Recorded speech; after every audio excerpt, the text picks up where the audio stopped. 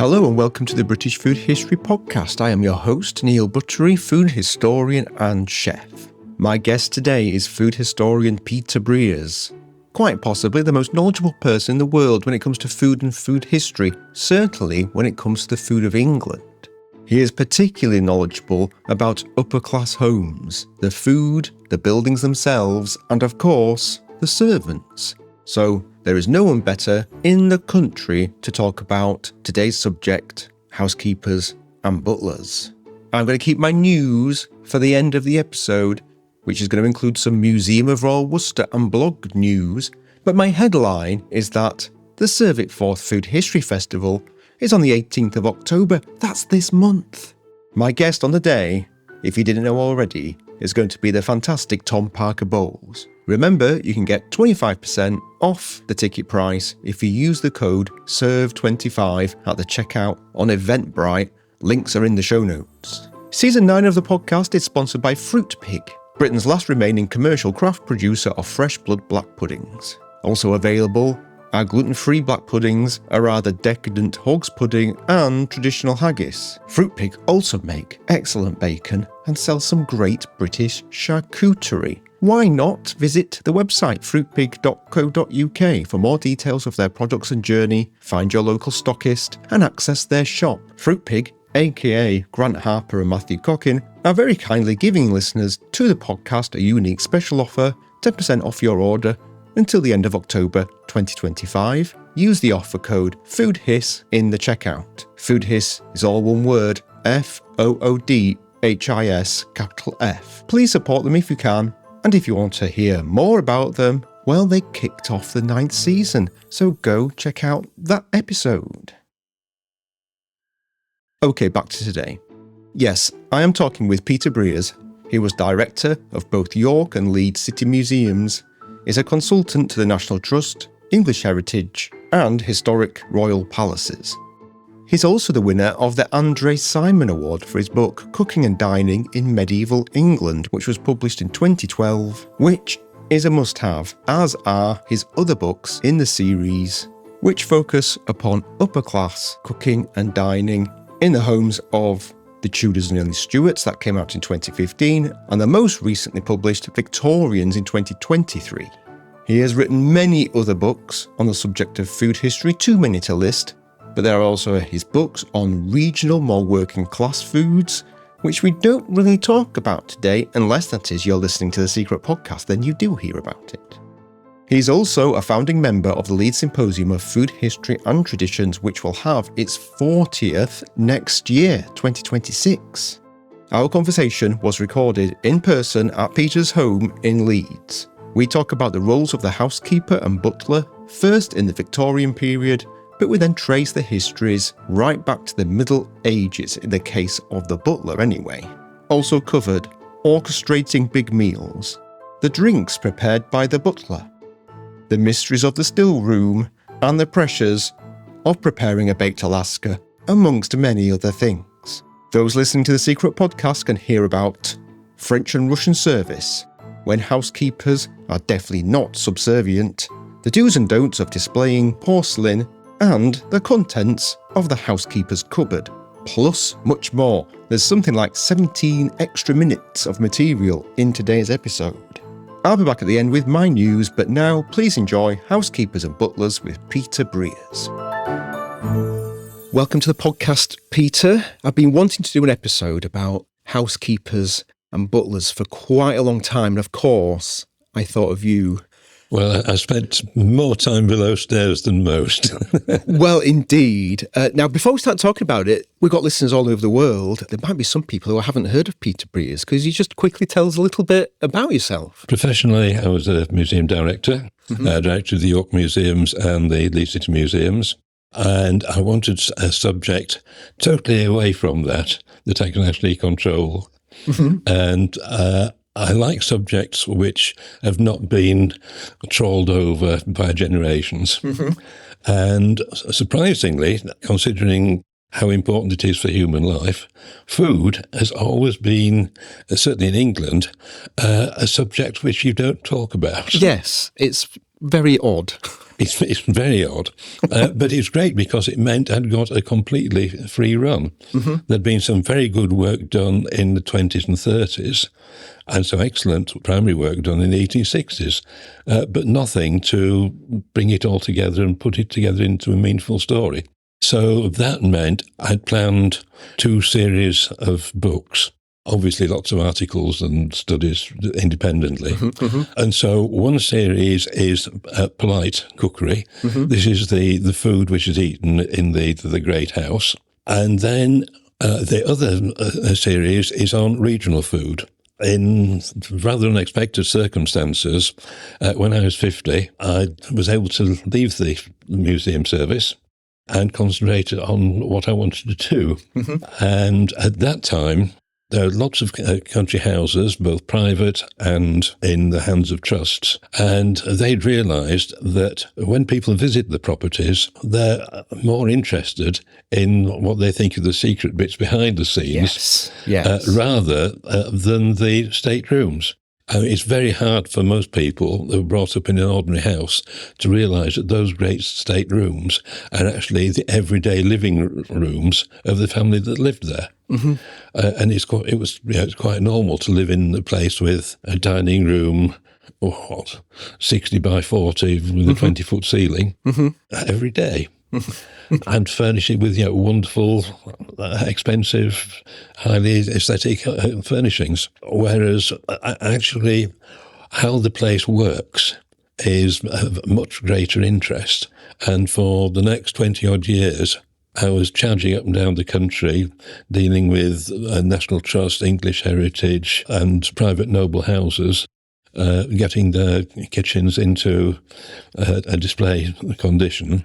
And to do this, of course, it meant I had the unique opportunity of going into their archives. Over the course of about 20 to 30 years, I dealt with something like 300 properties. Right. See, this is why I've asked you. Yes.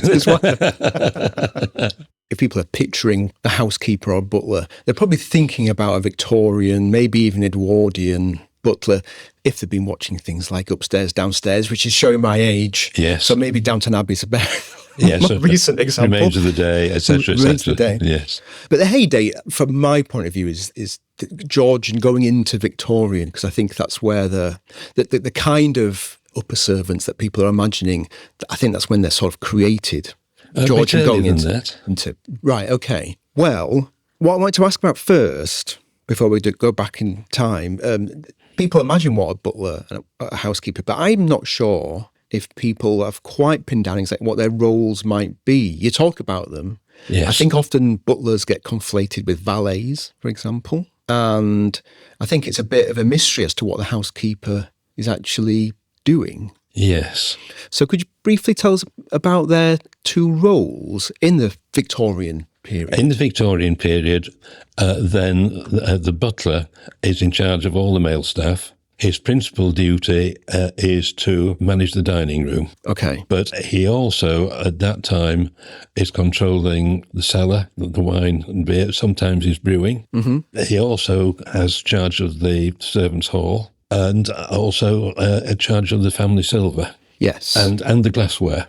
So anything to do with drinking, essentially. Anything with drinking and table service. I see. So he'll be organising the folding of the napkins, etc. And not only setting the tables, but then actually serving throughout the course of the meal. Yes, orchestrating a large meal must be really where a good butler really came into his own. In every way. One of the things that I've found, when I've been imagining working in these positions, which kind of stresses me out. I think it's quite a stressful job. But some of these large houses where there's a kitchen's often quite far away from the dining room, so you got to get from A to B without making a noise. I mean, I guess it's far away because it's less noisy and less smelly, but then you've got to get there. And I often think just how, if it's a very important meal or a gala or a ball or something, just how the hearts must have been in everyone's mouths. Yes. Bringing this food over. Well, you've got to have good cooperation. The cook stops in the kitchen, but he lays everything out on a dresser in the order it's got to be served. And in the late Victorian period, you got the advantage of the dinner bell. So this means you have a button in the dining room and a bell in the kitchen. And as soon as the butler thinks that in 5 minutes they'll be ready for the next service, he can ring the bell, then the cook can put things out. I mean, again, going back to Petworth, one of the desserts they enjoyed there was baked Alaska, which is a block of ice cream surrounded by, at Petworth, a swan piped instantly in meringue and set by holding a red-hot poker all the way around it. Okay, yes. And then that had to go out of the kitchen, across the service corridor, down a flight of steps, about 30 yards underground, up a flight of steps, through a service room, and then be served intact. And one thing which people tend to forget is you need high-speed footmen. Yes, high-speed, silent, ninja-like. Yes, yes, you really do. Oh, dear me. So, well, looking at the housekeeper then, her roles seem quite vast. It is enormous. She's in charge of all the female staff and all the female departments. So this means, from culinary terms, she buys in all the raw ingredients apart from the fresh ones which are required every day. Okay. So the cook will keep his own kitchen book, and he'll record the fresh trouts, the fresh veg and things like this which he's buying in. But everything else which the country house requires, all the dry stores and things like this, then it's her job to acquire those and store them so they're all ready for distribution to the cook, etc. Then she's also in charge of her own separate kitchen called the stillroom. Yes. This has got its own ovens and things like this. She will usually do the morning trays because as soon as you open up, there's a knock on the door, and in comes a beautifully decorated tray with a nice vase of flowers, light refreshment and tea service. And then in many houses we'll actually do the breakfasts. She's doing the teas and coffees for every meal. Right. And in addition to that, her main meal is tea. So as an afternoon tea comes into existence, then that's the job of the stillroom. So she'll be preparing all the sandwiches, the different cakes and things like this. But also, working with the head gardener, she's turning all the preservable produce from the estate and the gardens into preserves. Yes, that seems to be quite a large part of the work. When you look at these housekeepers that have had works published, especially in the second half of the 18th century, it's quite fun looking through the nice sort of swish recipes, but usually a good third of the book, maybe even more, is just making sure you know how to preserve everything. Yes. Whether it's, I guess it's just good home economy anyway, making sure nothing goes to waste. Leftovers don't go to waste as well, I suppose. It's a really big part. That's how any kitchen should be run, really. It is. But you've got a head gardener. And every great house prides itself on being able to produce the best quality of everything. Yes. And this means you're working almost at factory levels of production. When any particular thing, what time of year are the strawberries going to be ripe, and the raspberries and the loganberries, etc., etc. And so you've got to be geared up with your stillroom maid to make sure that's happening. And of course, in the 19th century, they're also running stills. I mean, the stillroom is called a stillroom because in the 16th, 17th century, the lady of the house was the nearest thing to the local physician. And so she was making all the medicines from her family recipes and dosing her own family and the local peasantry. And this involved distilling. It's only in the early 19th century when ladies avoid doing that, and instead it becomes solely the responsibility of the housekeeper. So this means that the housekeepers in the 19th century are still producing toilet waters of various kinds, rose water, whatever. Yes. But they're also producing a whole load of distilled alcoholic beverages. Obviously, there's a long history preceding all of this Victorian, maybe late Georgian Victorian upper servants. Looking at the butler, I guess we can trace the butler's origins to the Middle Ages, really, can't we? Back to the 13th century. Right. And the butler in the 13th century was a very specific job. He was in charge of the butts. Yes. The number of times I come across with people saying, oh, well, he ran the buttery where they kept all the butter. Yes. Absolute nonsense. But he's in charge of the butts. He works as part of a team. On the drink side, the cellarer manages the cellar. Okay. So he will acquire and store all the drinks. And the water is not drunk very much. And so this means hundreds or thousands of gallons of ale of different qualities, apart from wine from the top tables and sides and things like that. The butler doesn't do that. You've also got the pantry, and that deals with bread and all the dry things which you need for the table. Yes. You've then got the ewery, which deals with all the table napkins and napery, and also everything required for hand washing and for perfuming. Yes, which is very important. Which is very important. At the time, especially starting a meal. Oh, yes. Yes, yes. So the butler's duties are very restricted. All he does is dispense the drinks, mainly into the Great Hall, which everyone calls the banqueting hall. It's not. It is not. It's the works canteen. It is the works canteen overseen by your foreman. Yes, that's a good way. I've not thought of it in those terms, but yes. It is. It is. Yeah, I mean, at Hampton Court, the 400 or 500 people who are going into the Great Hall 3 times a day, or at least two times a day, are not there for a banquet. No.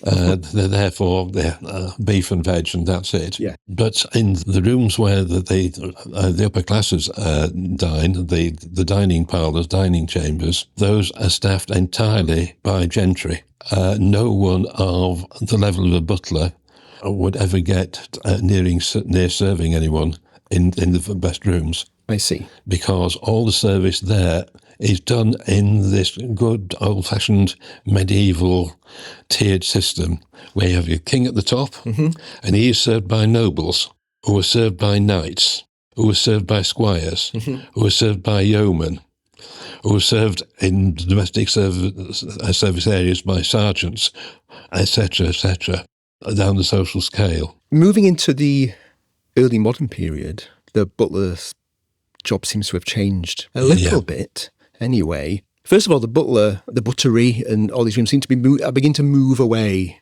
from the dining room. We're not quite over it right at the other end of the building by the time by Victorians, but things seem to be separating off a little bit.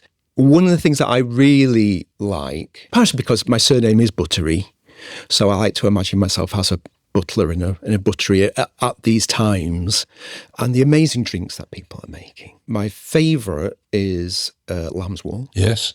Which is sort of it's a mulled ale with apples, isn't it? Yes. Things like that. I feel like there's a lot of really delicious, forgotten drinks that people don't. Oh, there certainly are. Have you got any favourites? There's such a wide range. There are, yes. I mean, one of the advantages of writing about different periods is you've got to actually, well, there are 2 policies. One is you can read the recipe and you can write about it. Yes. That way it leads to madness.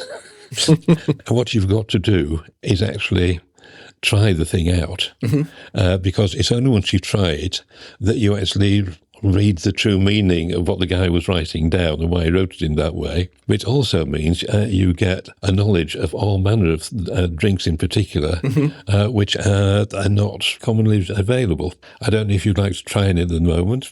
I've got a good range in stock. Oh, do you? Ready to go. Yeah. Just hold on a second and I'll bring some through. Oh, right, okay. Oh, wow.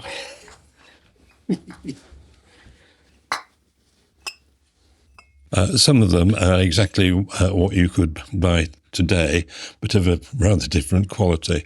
Cherry brandy. Cherry brandy. Which is basically decent cherries macerated for months in brandy and sugar. It's hard to get a decent cherry these days, though.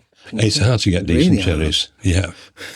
And then we have raspberry brandy. Very nice. Which, again, that's not available generally. No. But very easy to make and very good digestive. It's my favourite fruit, so that's exciting for me. And then we have Housekeepers. I've never tried it. Everyone talks about the early distillation, etc., etc., etc. Whereas Housekeepers, certainly in the 17th, 18th centuries, is a spiced wine where you take brandy and you soak in that all kinds of blends of spices and sugar. And it is nothing at all like a distilled, port. Am I right that there's a good amount of saffron in Housekeepers? Yes, saffron. Am I mixing up my drinks? No saffron can go in. Oh, it smells very nice. It smells like Christmas cake. Oh, that's nice, isn't it? Really good. It's really good. Really good, actually. And then another one, which is a similar blend, but different spices, is Vespitro. It's what, sorry? Vespitro. I don't think I've heard of Vespitro. I didn't realise this was going to turn into a drinking session, Peter. Got a splendid nose to it. It does. It's got a sort of sherbety smell. That's also very good. I'm trying to pin down what the flavour is. Mace? It's a blend. I think getting a bit of mace in there. There's some mace in there, yeah. Yeah, I've never heard of that before. That's so good. Won't knock it straight back. Yes. All this is the kind of thing which the housekeepers will be producing in the stillroom. Yes, the sort of mysterious stillroom that, I have to say, was mysterious until I came across, of course, your series of books, which really helps break these things down. We've got to mention Hippocras if we're talking about the drinks. Yes. Made, because that's a very, very important drink, especially in the Middle Ages. It certainly is. And again, that's usually based on white wine, but also red, and with spices left to soak in it for a while and sugar. And it's that tradition which continues in various forms right the way through. I mean, Hippocras, the name comes from the technique. Once you've soaked all your spices in, you need to strain off all the dead wood and the silt. Yes. And you do that in a conical conical sieve of cloth, which gets its name from Hippocrates. It's a Hippocrates sleeve, hence Hippocras. Yeah, eaten with wafers. Yeah. And again, I think reading your book on the Tudors and Early Stuart, you write a good description of somebody using some tongs and maybe overfilling it. And the heat of the tongs are so large it squirts the mix. Yes. So I guess you've made a few of those in your time, have you? Yes. Yes. That comes from experience, does it? Looking at the housekeeper, you sort of alluded to this a little bit, actually, before when we were talking about their main roles. The housekeeper, at least as a servant, doesn't seem to have that same long history, at least from what I've read. Yeah, basically what happens is the medieval system develops very, very slowly, but more or less the same, until we get to the Civil War. And then during the Civil War, everything stops. Right. We have a period where there's enormous destruction, partly of properties, but also socially. And this means that when Charles II and his court come back, you can't really re-establish what's gone before. And this means you have to reorganise things. Do you really want to have all these expensive gentry hangers-on? Do you want to have strangers living in your house all the time? Wouldn't it be a lot better to get the same services done by cheap women? Similarly, you might retain a gentleman as your steward to manage your accounts and affairs because he's of status and trustworthy and has probably had centuries working for you. Yes. But you don't want the same kind of level of person coming in to be a table servant, and they wouldn't want to do it anymore anyhow. I understand, This means the butler title comes to be the Georgian and Victorian butler, who's the head man, in many cases keeping the main household accounts and things like this. But then you have a housekeeper, Housekeepers initially tend to be gentlemen. Certainly housekeepers in the royal courts and ducal houses were quite frequently gentlemen.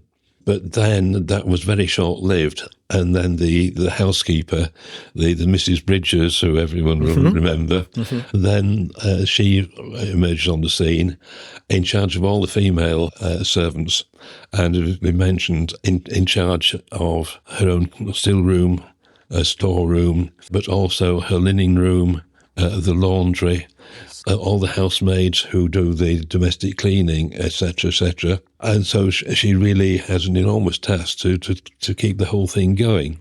The confusion comes about after the First World War, because after the First World War, again, there's been this big social change. There have been great changes in the economy of well-to-do families due to deaths and due to taxation and due to the fall of land values. And this means that the butler re-emerges as Jeeves. Yes. That means he's the valet. He's not only the valet, he's also the chauffeur. He can knock out a meal when required. He's a gentleman's gentleman, doing all those things. So it's very easy to confuse those roles. I remember when I was researching for the Elizabeth Raffald book, I was looking in all sorts of newspapers for people advertising jobs, and it would always be obviously gaps in the wife's own knowledge. So ask for somebody who can organise the house, but can also milk a cow. Oh, yes. Or can also do this or do that, because obviously that was maybe a skill that the woman of the house was maybe lacking. You get the impression that well into the 18th century and so almost into the early 19th, that the ladies of the house really knew what they were about. They're the kind of super efficient manager who doesn't manage from behind the desk, but can actually go in there and is the leader of the team. Yes. And the other thing is they've been brought up on the best food around. So there are lots of stories from various houses of the early mid-20th century that from the still room, sandwiches come up with tomatoes, which are not the ones which the family normally has. And so a note comes straight away back saying, "We noticed." Passive-aggressive. Yes. Because there's this tradition which still continues. Such an English thing to do. Yes.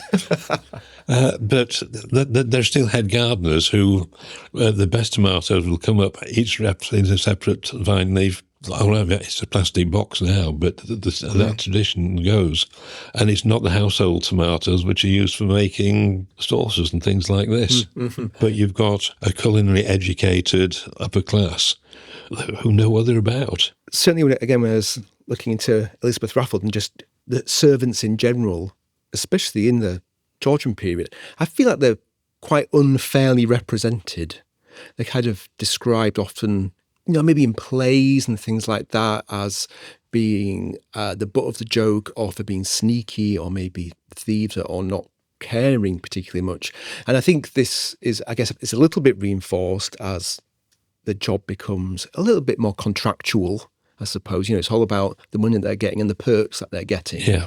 Do you think that's a fair representation, though? I mean, obviously, it must have gone on, but I do feel like it was just a bit of a trope. All I can say is every house I've worked at, virtually every house, then there's been enormous mutual respect. Yes. Absolutely enormous mutual respect. In some cases, people have worked for the household for many years, ended up without any family, of being given rooms in the house with everything provided, and with members of the family coming and chatting them regularly. A kind of support you'd never get through commercial industry. No. A great respect. Interesting when I've been involved with reporting staff coming in, and they've spoken to very well-respected servants and said, "Well, what do you think to so-and-so, so-and-so, so-and-so?" and have been put in their place very, very properly. This is a respectable household. We respect everybody, all the members of the family. I have only very rarely come across a situation where, I'm thinking carefully about this one, where the titled lady who was very sure of her position in society and the position in the household, delivered a Friday lunchtime barrage to her cook. And as the old saying goes, she was a good cook, and as good cooks go, she went. And I heard reports from members of the house party who turned up that evening and found an air of domestic disquietude. Yes. and then had got to be invited into the kitchen to fish around to see what they could do to feed themselves. It does happen, but very, very rarely. That is truly exceptional. The housekeeper's room seems quite a interesting place, a nerve centre. Very much a nerve centre and a multifunctional space. It's the housekeeper's office. It's also her storeroom. So housekeepers' rooms are usually lined with cupboards, because that's the best security. They might be locked, but also you can check and access. Because many housekeepers' rooms went out of use when the last of the professional staff left. Yes. Many of them have been into, and they hadn't been touched. The contents of the cupboards are still there. Fantastic. So you have all the linen, etc., etc. Just closed the door and it just didn't look in for decades. Yeah. Gosh. And also you get, well, sometimes you get quite exciting things. Well, I think they're exciting anyway. After the fire at Up Park, the great mansion in Sussex, which burned down and was then restored. After the fire, in the housekeepers' rooms, we found unused bundles of kitchen paper in the original wrappers. Oh, yeah. And these were Edwardian. I get quite excited like this, while the rest of the National Trust think, oh, God, what are you going on about? Roll their eyes at you. And then you say, who's the housekeeper here? Mrs. Wells, whose son, H.G. Wells. Right. Where did you do his first writing? In the housekeeper's room table, using her supply of kitchen paper. Wow. That is amazing. Yeah. And there he was. There it was, just there, waiting to be found. Yes. Blimey. They seem quite fancy, the rooms. You know, people might be picturing some sort of drab room. They're very, very good quality sitting rooms. Yeah. Good mahogany furniture.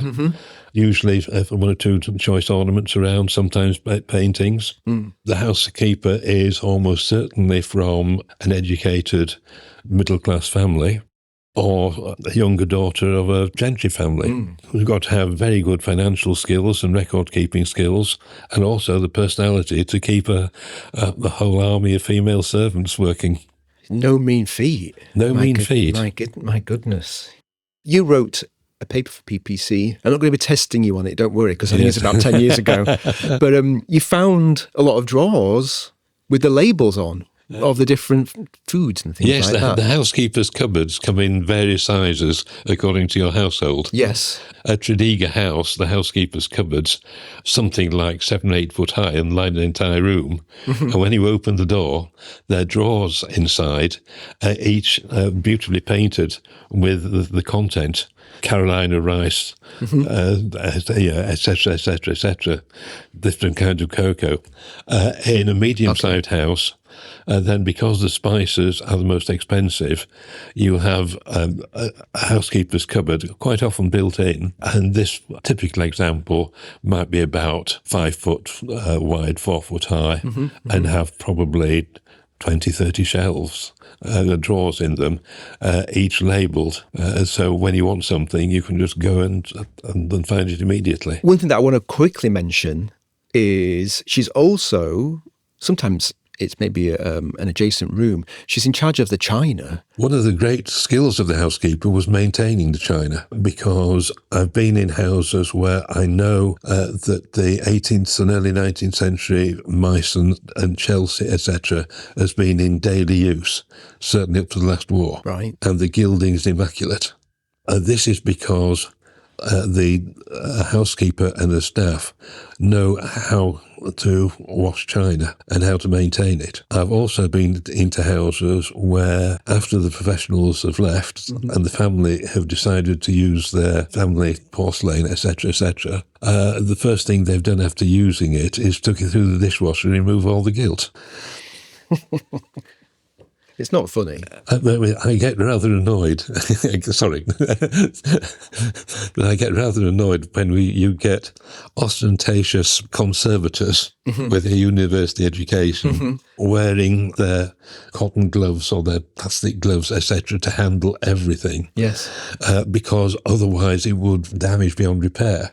What they don't realise is been in everyday use for probably 200 years by people who knew a damn sight more about the subject than they ever will. They must have been quite precious about these things, even though they didn't own them. Oh no, it's a professional pride. One thing that a housekeeper has to do, once she takes up her duties, she has to make a complete inventory of every item she's taken responsibility for. And when she leaves, that is checked against the original. Right. So this is to ensure that you're controlling breakages, loss, theft, etc., etc. But the joys I've had working in various properties is as soon as possible, get away from the occupants of the staterooms and get my knees under the table with the housekeeping stuff.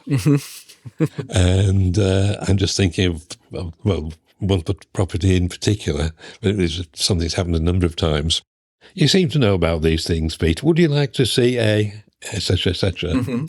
And this has happened when I've suddenly been shown mid-19th century glass dessert services of probably 1,000 pieces, each single item from liqueur glasses to 6-foot-high dessert stands, blown with millefiori flowers in it, and then etched and decorated with gilt foliage the size of chickweed. Wow. And another occasion... showing a cupboard. You want to look at this? Do you think we could use that, Peter? Yes. And so we finish up with an 1860s mint and dessert service, again with dessert stands in Paris and about 3 foot high, right the way down to the wine coolers, etc. You put this on the table, and the property manager comes round and said, "Have you seen that? Where did that come from?" And yeah. The housekeeper stands back and said, "Well, it has been here all the time." You must have met some characters. Oh, some great characters who I respect enormously. The people who I've always had, after the initial introduction, we've waved each other up, enormous cooperation. I've just been overwhelmed by their knowledge, the respect they have for everything they deal with, and their productivity. On one occasion, a retired housekeeper for an earl's house, when just restored the kitchen, was instructed that she ought to become a demonstrator. And her attitude was, "I know nothing. I can't talk to the public. I can't do this." So I said, "Well, it's all right. Work alongside us, and you'll see what is going on." Yeah. Right. And within a couple of hours, our total raw materials stock for the next few days has been converted into wonderful confectionery. Okay. Slow down, Phyllis. The product here is not cakes and things. It is talk. That's what we're about. And then she actually realised what the level of knowledge of most people compared to her own. The skills and knowledge that we've just lost completely. It's been really good fun talking to you.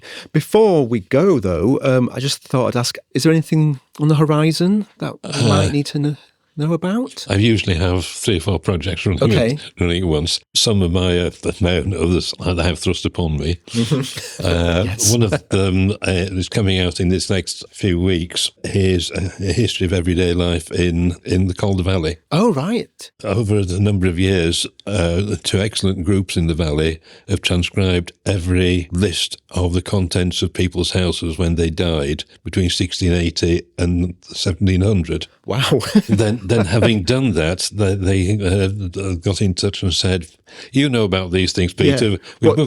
We booked Halifax Parish Church for you, so you can come and tell us in a few weeks' time." Putting it together, the source material in printed form is over a foot deep, but well worth, because that level of information hasn't been produced anywhere before. No. So that's due out in this next few weeks. Excellent. But then the other thing is, in the series on the upper class food, the third volume on the Georgian period has just gone to the publisher, so ought to be out, I imagine, early next year. Excellent. Yeah. I should be keeping an eye out for that.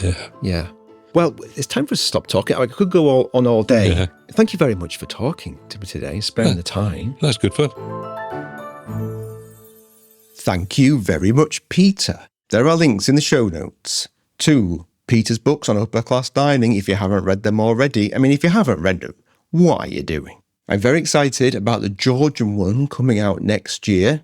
There's a link to his new book on the Calder Valley 2, which I have just ordered and can't wait to get hold of. There's a reference to that PPC paper about what a housekeeper keeps in her drawers. Okay, other news.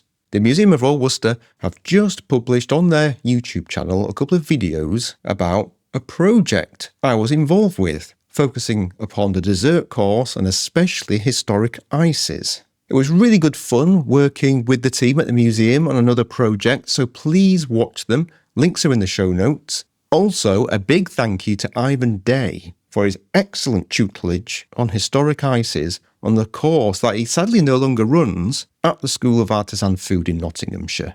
It was a vital passing down of skills. So thank you very much, Ivan. Also, a new blog post appeared, but not on British food and history. No, on Neil Cook's Grigson. I finally cooked one of the few stragglers in Jane Grigson's wonderful English food, and it was roast saddle of lamb. Now this, of course, was discussed in the 8th season of the podcast with my chums Nick Aldrin, Simone Blagg and Anthea Craig. We all met up, we ate some lamb, there's a few more of us too. Simone kindly hosted. It was a really good, fun afternoon. Check out the post on the blog and check out that podcast episode if you haven't heard it already. It's time to go. Please leave positive reviews and ratings on your favourite podcast app so that more people can find out about the podcast. If you can support the podcast and blog financially by donating a one-off virtual coffee or pint, or start up a monthly £3 subscription to receive access to the secret podcast, go to britishfoodhistory.com and click on the support the blog and podcast tab, where you can find out all about the benefits of becoming a subscriber. Don't forget, I want your material for the upcoming postback edition of the podcast, so drop me an email if you like, neil@britishfoodhistory.com, and don't forget Serve It Forth Food History Festival on the 18th of October. The mixing and sound engineering was done by Tom Stinas of the Delicious Legacy podcast. He's had a very good recent episode on Romano-British food, a topic I've had on my list for ages. He's beaten me to it, the swine. But anyway, off I go. Until next time, cheerio.